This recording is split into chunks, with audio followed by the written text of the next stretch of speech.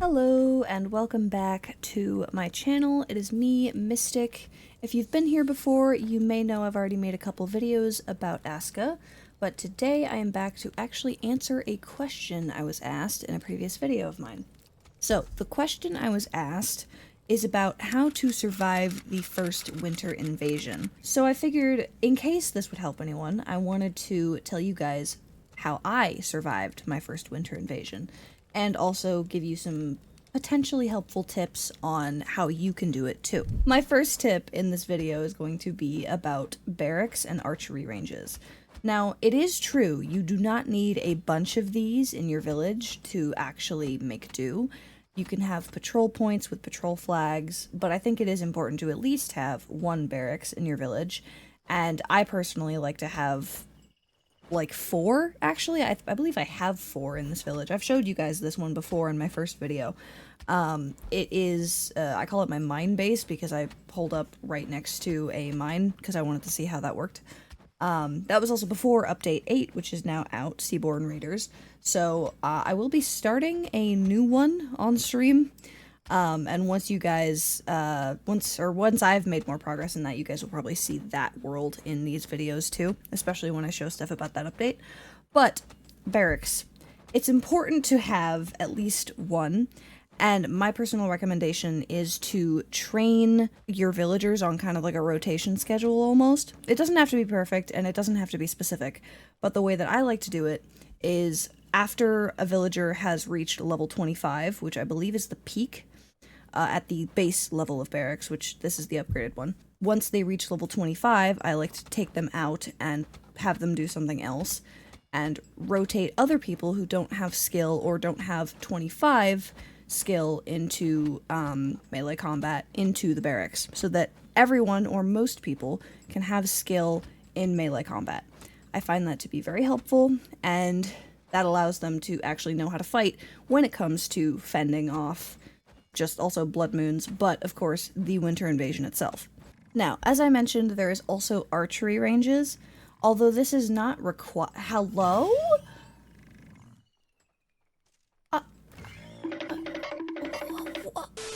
I can never make a video in peace in this game. They'll handle it. Anyways, so archery ranges.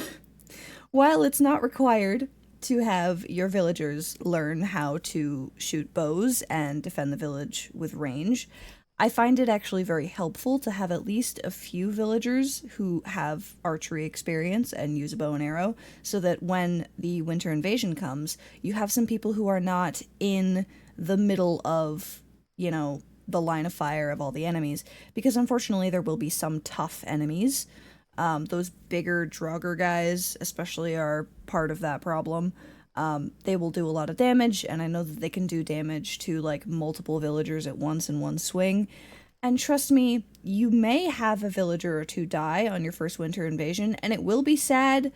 If it makes you feel any better, you can in fact get them back. Are we doing acupuncture again, guys?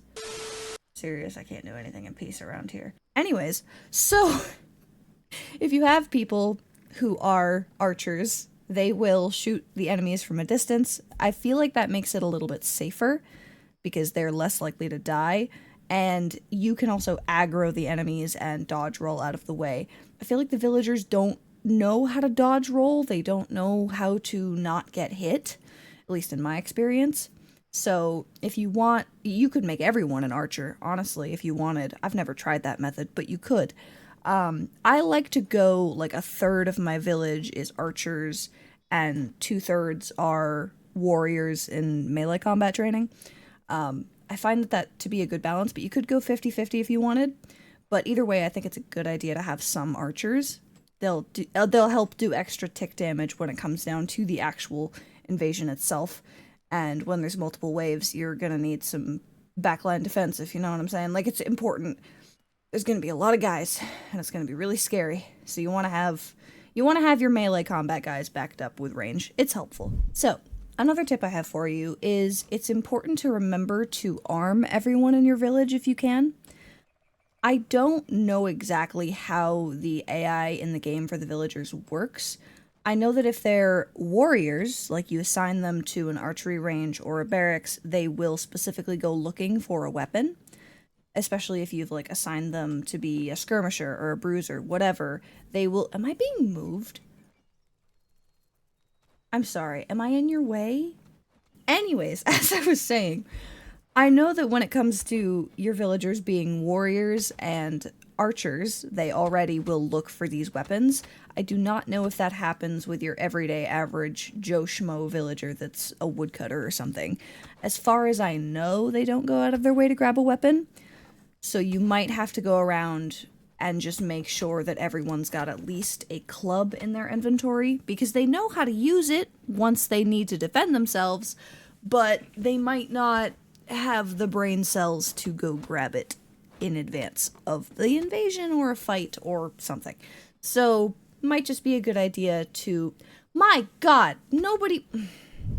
Okay, I can't possibly be in anyone's way now. I'm standing on a roof. Anyways, my last tip for you is, aside from just making sure that your villagers have weapons, like a club or a sword or whatever your choice, it's also important, if you can, to make sure that they have some physical defense, like armor. If you're unable to make everybody a whole set of armor, that's entirely reasonable. I wasn't able to either. But what I did choose to do was I did choose to make everyone, if I could, a helmet, and if possible, a thick leather gambeson, or a tough leather gambeson. I hope I'm saying that right. The reason why I think the tough leather gambeson might be a better idea is because if you've already gotten to the point where you can make that in the first place, it only takes a few more hide and some nails to make that over the regular one, and you get more armor out of it. In fact, I found that out when I was looking into this just before I started recording this video. So, I find it... I'll put some screenshots up on screen so you can see the difference between the two recipes. But I would say, because it gives more armor, and you also don't have to use double the materials for it, not even close, I think it might be more worth it to use the tough leather gambeson if you can. But if nothing else, make people some basic helmets. If you've got a hunter and you've got the weaver on your, crafting workshop house, then you're set. You just need linen and you just need some cured leather hide. And, of course, the sun is setting. And then you can make a helmet for everyone. Alright, and my last tip for you in this video is going to be about how many villagers you should have, because I believe, also asked that in this question that I'm going over.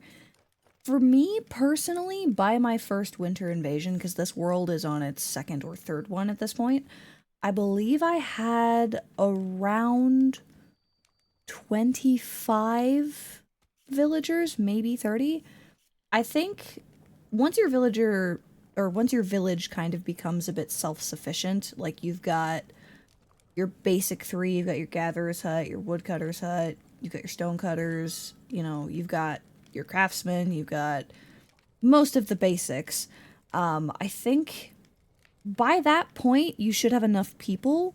I don't think you need more than 25 villagers to survive your first winter invasion, but you definitely want to make sure that as many of them are kitted out as possible.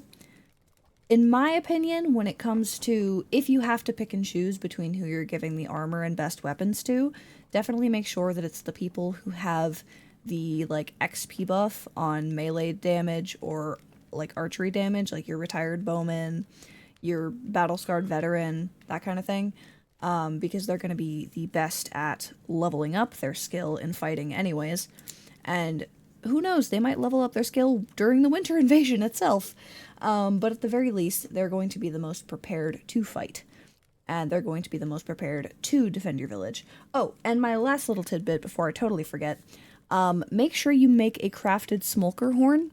You know, those ones that you make with a raw Smolker horn that your hunters can collect, and it's made in the workshop house. Make sure you make one of those and you keep it on you. I believe you need to right click and that alerts everyone. Very helpful. Make sure to do it close enough to the village and where they are that you can actually like call them.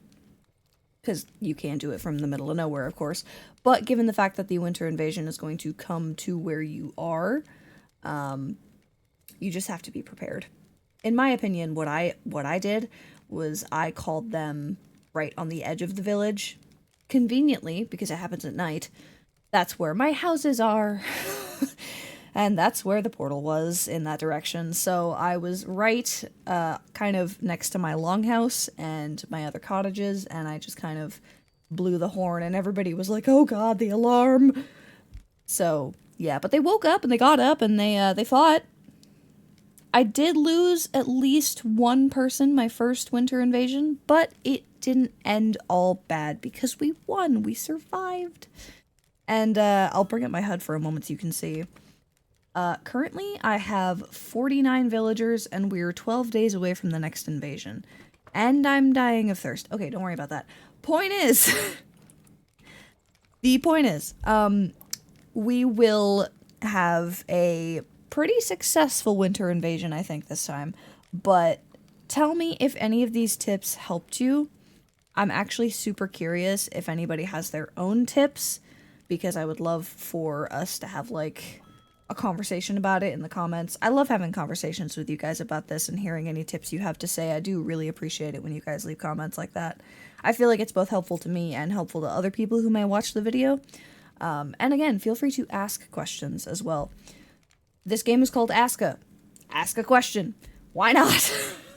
Yeah, alright, that was lame. Anyways, but thank you so much for watching the video. I appreciate it.